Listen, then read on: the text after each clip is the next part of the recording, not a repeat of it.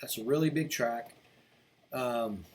This particular night actually was we brought the guitars and I plugged in the amp, and this is behind the campsite, and we heard some noise after I'd played for a little while, and I had like a little battery powered amp, and I was just playing whatever I could think of, and then we heard a little something, and I decided to take a flashlight and go into the back of the area we were set up in, and there was a little hill in between us and where the individual was standing. Now at the time, this was month one of crypto reality in this area, so we didn't really know a whole lot. We knew obviously in finding tracks that there was a creature there, but there are protocols that I engage now when I find a track like this. Like the track's going this way, right? Why was I not hiking back, the other way, trying to find the other ones? Because he was leaving.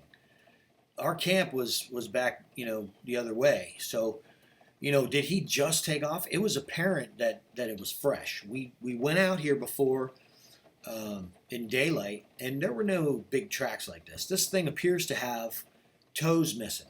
It looks like 3 solid ones, and we counted that, but there was this nub, and it was strange. It was a strange track. But I want to bring something up about this type of foot, and really I think what is lost in many descriptions of the mid-tarsal break is the musculature, and really why does that mid-tarsal actually exist. And I know Dr. Jeff Meldrum goes into detail about the mid-tarsal in his report, and he's talked about it many times. But one of the things that doesn't seem to be brought up as much is this joint in the middle of the foot here that basically separates this part of the foot from the back. It also has an extremely developed musculature that's connected to extremely powerful tendons. This foot can act digitigrade in its flexion instantaneously, and it gives these creatures the ability to bound. And what we've seen with our own 2 eyes in our field research is that this particular style of foot, with this break in it, these creatures have a digitigrade type of locomotion that they're capable of, where they can get down on their arms and their foot. When that break comes up, it leaves very specific tracks. Let me show you a few of those right now. We're an inch deep.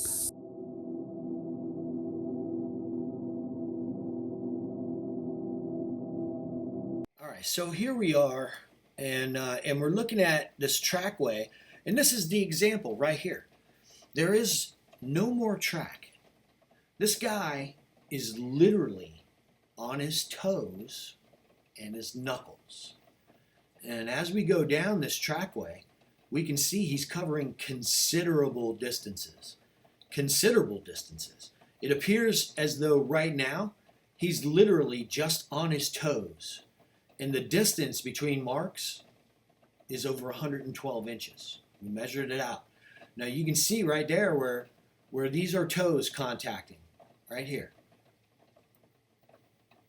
We also, as we move forward late, this is where he rounds the corner, and you can see he's got more of the ball of the foot right here.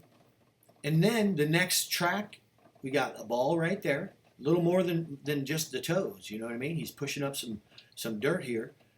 And then about 70 inches further, we get the first foot, and it's the left. And he plants his whole foot. Now this is over the course of about 75 yards. This was when he rounded the corner, he started walking upright.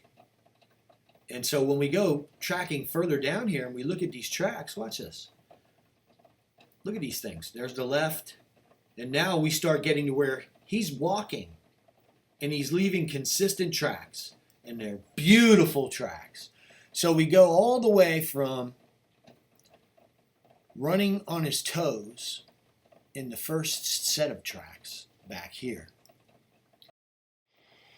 to rounding the corner, getting out of sight, slowing down, and standing up and walking off into the bushes.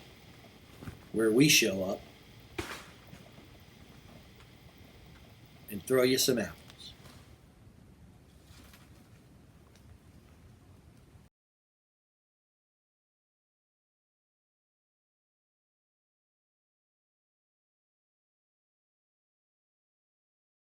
Okay, guys, we're in the editor and we're looking at an orb in broad daylight. Now, this particular camera is set up on a tripod, and I actually, couldn't believe what I was seeing, and I had my hand on the handle. So, but you can see this thing, and as it moves in front of these leaves, you can see the leaves through it, right? So, what we have is essentially this bubble moving through the tree line, and you can see where it comes out right over there on the left-hand side, right here. And you can see it translucent, moves in front of that vine. We can see right through it, right? We can see that it's round. We also can see light refracting off the top of it as if it has mass. Again, a bubble, right? This is broad daylight. This thing appears to be flying itself, and there may even be other things, but we can't confirm because this could be an insect. There appears to be something else floating around back in here, but this one is out front. As you can see, as it passes in front of that stick. So this is the first time that we've been able to see anything like this in the field in the daytime.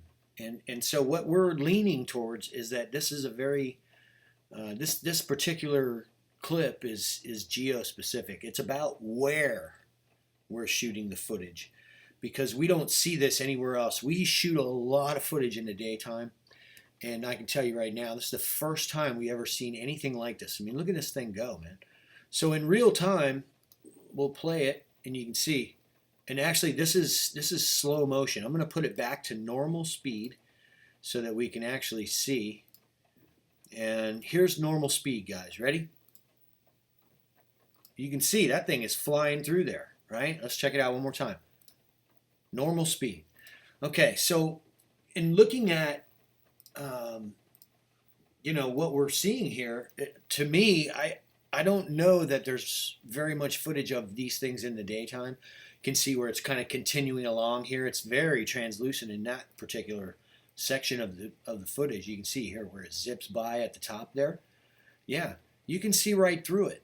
And there's other stuff in the back there going on, but for me, having the camera on a tripod and actually seeing these things flying through, and you can see in this footage, this one is, you can barely see it, but it's moving through there. Look at that.